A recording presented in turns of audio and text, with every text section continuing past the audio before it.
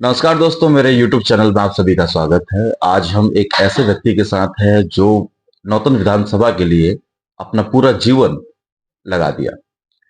एक ऐसे समाज सेवी के साथ है जिन्होंने अपने इस जीवन काल में न जाने कितने विधायक और न जाने कितने एमपीओ के साथ अपना समय व्यतीत किया।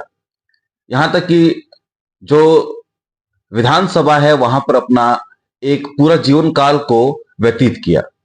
आज चंपारण के धरती पर माननीय नरेंद्र मोदी जी का आगमन है और इस विषय पर दो चार चीजें मैं इनसे पूछना चाहता हूं। पहले तो ये आप हमारी जो जनता है उनसे आप दो शब्द शुरुआती में क्या कहना चाहते हैं? सबसे पहले तो आपका बहुत बहुत धन्यवाद कि आपने बहुत अच्छी एक पहल की है और अच्छी शुरुआत की है कि देश के यशस्वी प्रधानमंत्री जी का चंपारण की इस धरती पर आगमन हो रहा है। इसके लिए तो सहृदय हम लोग उनका स्वागत करने के लिए आज तैयार हैं। दूसरी चीज है कि आजादी के इतिहास में चंपारण का अपना बहुत बड़ा महत्व और योगदान रहा है और उस धरती से आज बहुत सारी योजनाओं का शिलान्यास उद्घाटन होने जा रहा है। यह सौगात चंपारण के लिए अपने गौरव की बात होगी। और आज का दिन जो है चंपारण के जैसे आजादी के लिए लड़ाई में इतिहास रचा, उसी तरह आज बतौर प्रधानमंत्री के रूप में नरेंद्र मोदी जी को लोगों ने आज उनको देखने का काम करेंगे और उनका स्वागत के लिए सभी लोग उत्सुक हैं। और यह बहुत बड़ी सौगात होगी कि जब देश के ही यशस्वी प्रधानमंत्री चंपारण की धरती पर आएंगे और योजनाओं का सौगात देंगे तो लोगों में स्वाभाविक है कि ज्यादा से ज्यादा उत्साह का माहौल रहेगा। इससे ज्यादा खुशी क्या हो सकती है सबों के लिए। अभी जैसे कि कुछ दिन पहले ही जन विश्वास रैली का आयोजन किया गया आरजेडी के द्वारा और अभी इसके तुरंत कुछ दिनों बाद माननीय श्री नरेंद्र मोदी जी का आगमन हो रहा है, तो बिहार की राजनीति को क्या एक मोड़ मिलेगा, इस पर आप क्या कहना चाहते हैं? देखिए, अभी तो लोकसभा का चुनाव है। लोकसभा के चुनाव आते ही सभी पार्टियों का अपना अपना रैली का कार्यक्रम लगने लगेगा। उसी क्रम में दूसरी पार्टियां भी अपने अपने विचारधाराओं को लेकर जनता के बीच जाने का काम कर रही है और उसी का एक जो है कार्यक्रम का स्वरूप है वह जन विश्वास यात्रा। तो वो उसका अपना कार्यक्रम था, फिर बीजेपी का अपना कार्यक्रम चलेगा। इस प्रकार के अब आचार संहिता लगने वाला है। लगने से पूर्व पार्टियां चाह रही हैं कि जो भी यात्रा और जन सैलाब लगाकर लोगों के बीच ज्यादा से ज्यादा अपने संदेश को पहुंचाना चाह रही हैं। उसके बाद से तो सभी प्रकार के कार्यक्रमों के लिए उसे अनुमति की जरूरत पड़ेगी। तो क्या हम मानते हैं कि जो ये रैली है इसके बाद से ये तय हो जाएगा कि बिहार में जो लोकसभा सीटें हैं वो किसको कितनी मिलेंगी?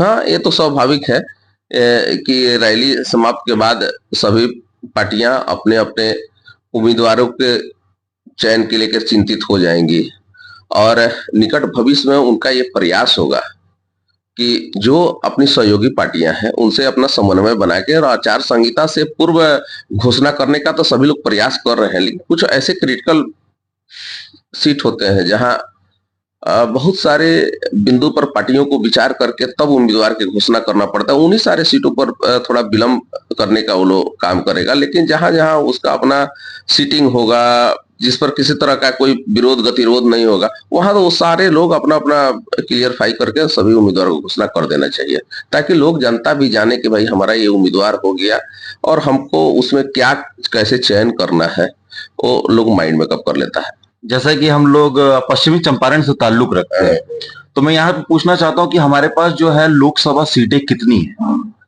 पश्चिमी चंपारण में तो इस नाम से तो पश्चिमी चंपारण के नाम से एक है, लेकिन इस जिले में कुछ अंश भाग के लेके 2 सीट है।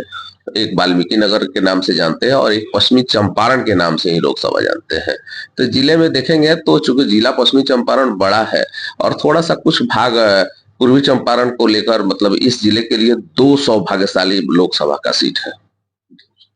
तो मैं ये पूछना चाहूंगा कि जो अपना जो ये पश्चिमी चंपारण या बेतिया वाला लोकसभा सीट है, यहाँ पर अभी जो वर्तमान में संजय जायसवाल जी हैं, और जो भाजपा का मतलब अभी तक 10-15 सालों से जो दबदबा बना हुआ है, उस पर आप क्या कहना चाहते हैं कि ये दबदबा बना रहेगा, या फिर कुछ ऐसे लोग हैं जो अभी मतलब 2-3 महीना पहले जो उठकर आए हुए हैं, मतलब जिन्होंने, जैसा अभी मनीष कश्यप की हम लोग बात करें, क्योंकि मनीष कश्यप बिहार में एक ऐसा नाम है जो किसी परिचय का हमको नहीं लगता कि मोहताज होंगे।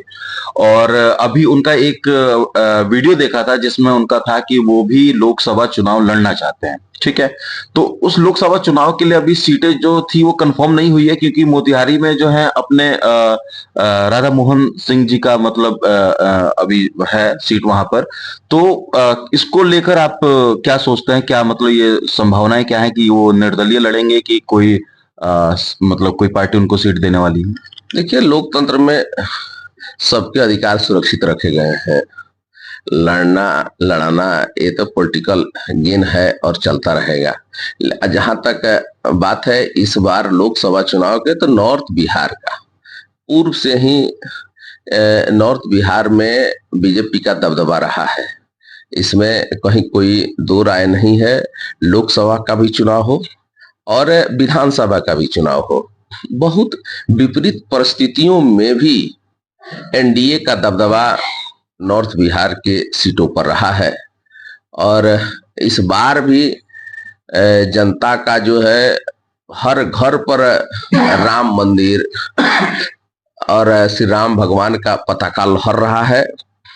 ये बहुत सारे बातों का एक संदेश वाहक है।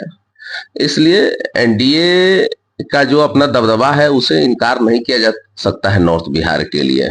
लेकिन आजादी से पहले जैसे हम लोग जो चंपारण की धरती को हम एक क्रांतिकारी धरती कहते हैं, हम लोग शुरू से देखते हुए आ रहे हैं, जब अंग्रेजों का शासन रहा है तो उस समय अंग्रेजों से हटकर एक आजादी के लिए सबसे जो शुरुआती पहल जो चालू हुई थी वो चंपारण की धरती से हुआ था। फिर यहाँ पे जो 50 साल 40 साल जो यहाँ पर कांग्रेस का जो दबदबा रहा, उसको भी काटने वाला एकमात्र धरती जहां पर एनडीए या बीजेपी की जो सरकार बनी, वो मतलब यही रही, चंपारण ही रहा। तो अभी जैसे 20 सालों से चंपारण है, तो क्या ये लगता है कि फिर से कोई क्रांतिकारी ऐसा माहौल बनेगा और यहाँ से जो मतलब चलता चलाया आ रहा जो परंपरा है, क्योंकि ये धरती वैसी है कि उस परंपराओं को वो नष्ट करती है। अंग्रेजों को सबसे पहले जो क्रांतिकारी यहाँ से मतलब माहौल चालू हुआ, चंपारण सत्याग्रह वो यहीं से हुआ। फिर कांग्रेस का जो 40 साल तक यहाँ पर दबदबा रहा उसको भी खत्म करके यहाँ पर बीजेपी की सरकार बनी, वो यहीं पर हुई। अभी 20-25 साल से फिर से यहाँ पर बीजेपी है, तो क्या लगता है कि ये हट सकता है? देखिए, क्रांतिकारी धरती तो है और क्रांतिकारी होने के कारण ही चंपारण की धरती में जो पॉलिटिकल जो चयन होता है काफी सजग और सुयोग्य होता है। तो होगा, वो राजनीतिक उलट फेर तो होते रहता है और ये तो तय है, जो आया है उसको जाना है।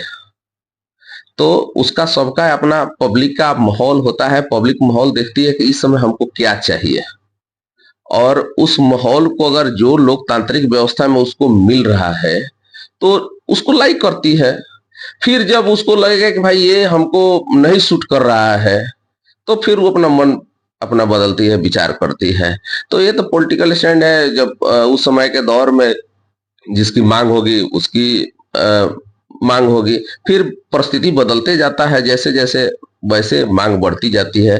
जो परिस्थिति रहेगी उस समय की मांग के अनुसार वो पब्लिक का अपना चॉइस बढ़ता है। अच्छा, लास्ट ये जो आज हैं हमारे जो माननीय प्रधानमंत्री हैं नरेंद्र मोदी जी, वो आ रहे हैं, तो क्या है उनका समय, कब तक यहाँ पर पहुंचेंगे, कब तक हमारे जो जनता है चंपारण के उनको अपना दर्शन देंगे, और जो भगवान राम को लेकर आए हैं वो इस पावन धरती पर अपने पावन पैरों के साथ पधार रहे हैं, इस विषय पर क्या कहेंगे, क्या समय टाइमिंग रहेगा उनका? हाँ, वो तो आ रहे हैं। शेड्यूल उनका मिनट टू मिनट प्रोग्राम सभी जगह पब्लिश्ड हो गया है।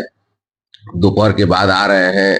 उनका लैंडिंग टाइम यहाँ 2 बजे के बाद हुआ है और पूरा एकदम भव्य तैयारी है। 5 बजे शाम तक जनता के बीच में रहेंगे, योजनाओं का शिलान्यास उद्घाटन करेंगे, लोगों से रूबरू होंगे, यहाँ की समस्याओं को भी देखेंगे और यहाँ की खूबियां और यहाँ के विकास कार्यों से भी जिला प्रशासन उनको अवगत कराने का काम करेगा। ये सारी तैयारी की गई है और 5 बजे तक लोगों से रूबरू होने के बाद चंपारण को सौगात दे के और यहाँ से आशीर्वाद लेके अपने गंतव्य स्थान के लिए प्रस्थान करेंगे दिल्ली की ओर।